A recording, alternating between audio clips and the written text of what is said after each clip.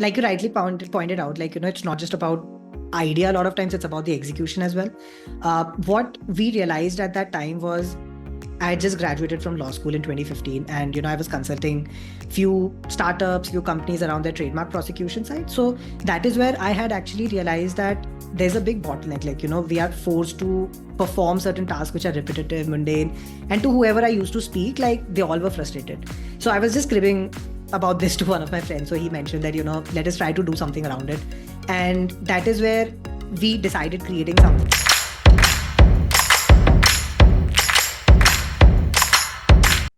Hello everyone, I'm Surbi, founder of LegalWiki, your go-to source for legal education and inspiration.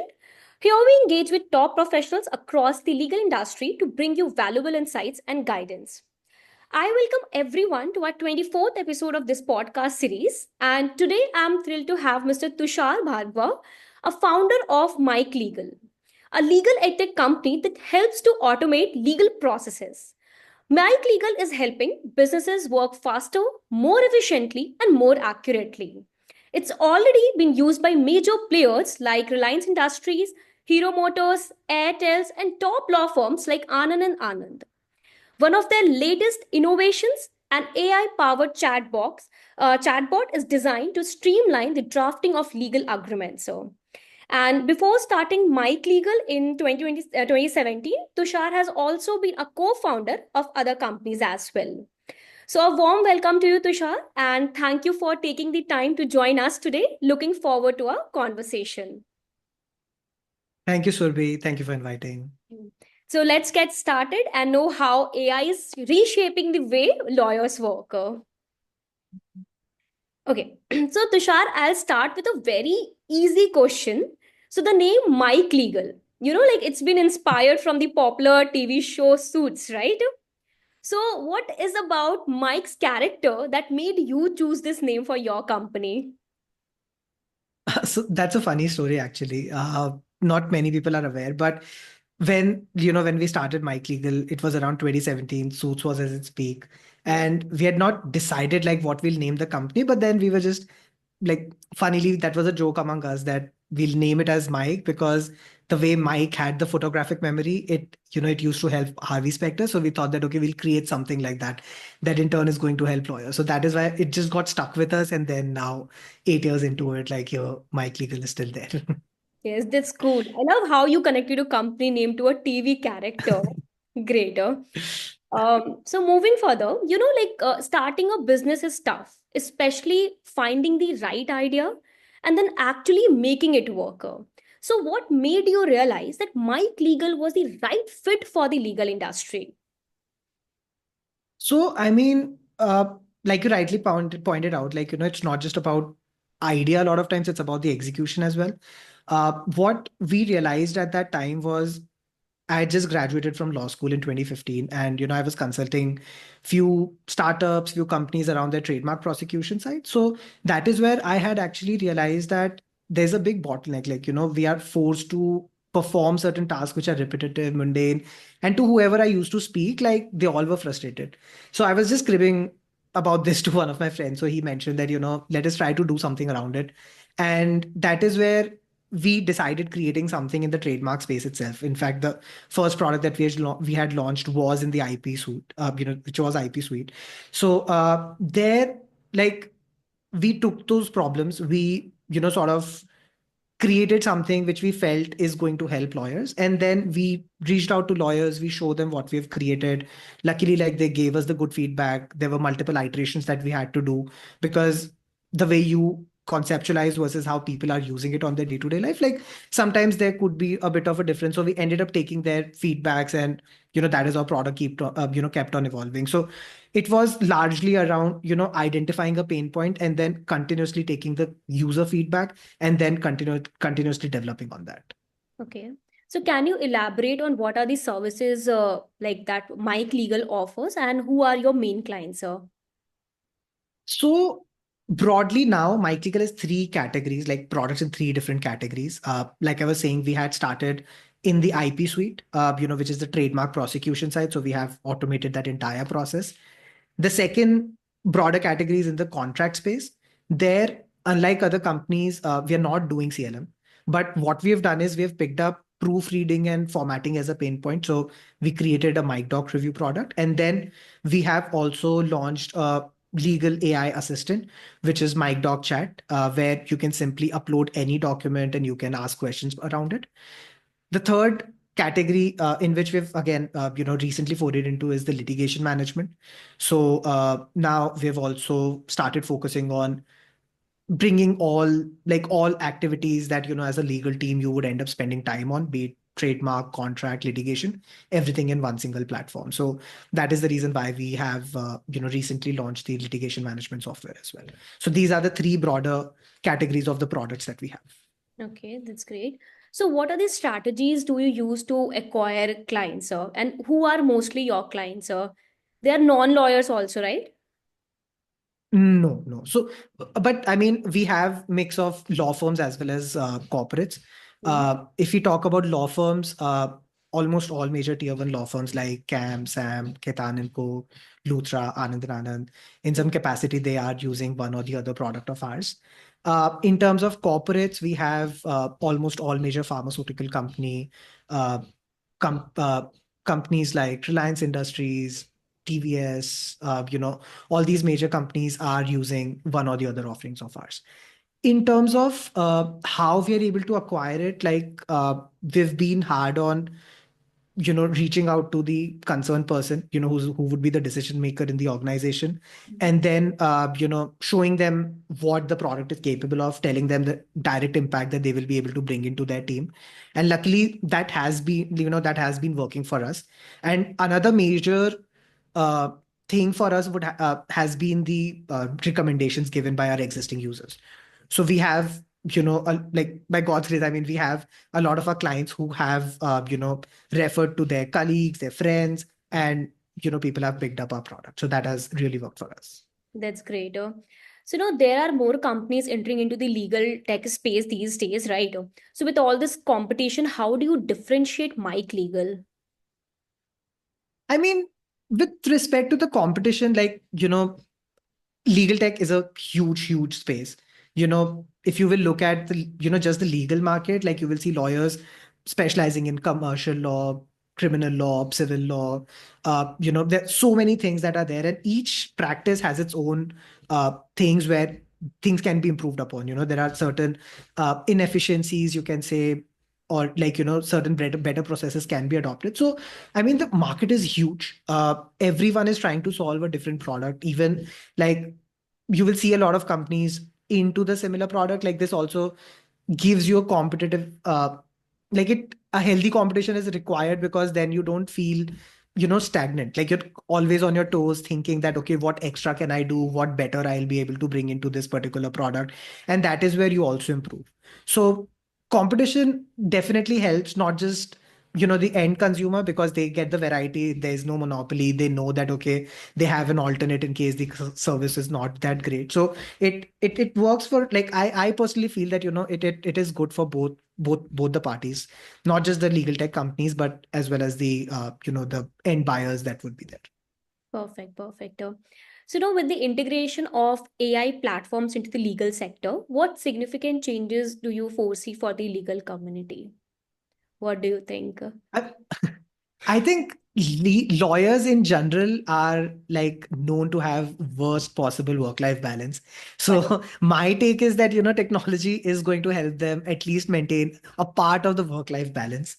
Because there are, like, as a lawyer, like when we are studying law, or whatever that we conceptualize, like it's about where we are able to implement the law, or where we are able to argue, or where we are able to apply our brains to sort of get the solution. But हाँ. we miss out that largely there are a lot of activities which are basic redundant, like maintaining the Excel sheet, or feeding in the data, which everyone hates. So our intention has always been, like to create product around those pain points, those problems which everyone hates, so that they are more than happy to save time there, so that they're able to contribute more to the business, get better ROI from them. So that has been always the point. Most of the companies, like, if I name any company like sort of Reliance, They feel like that they can replace the lawyers and AI can do their work. Do you think that AI can replace lawyers? To be honest, I don't think so. Even like whenever we are creating the product, like we always feel AI or any technology platform is more like an enabler.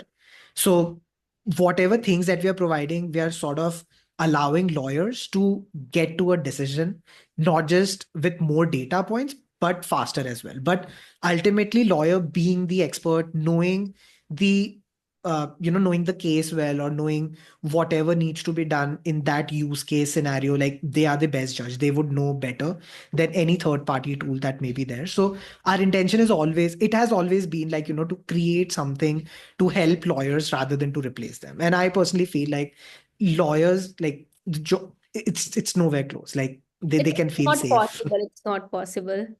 Yes, I have also used some of the AI to like work on my things, but it's not possible. They cannot generate the same thing which I actually want. Sometimes the result is also wrong. So you need a mind of lawyer at the same time.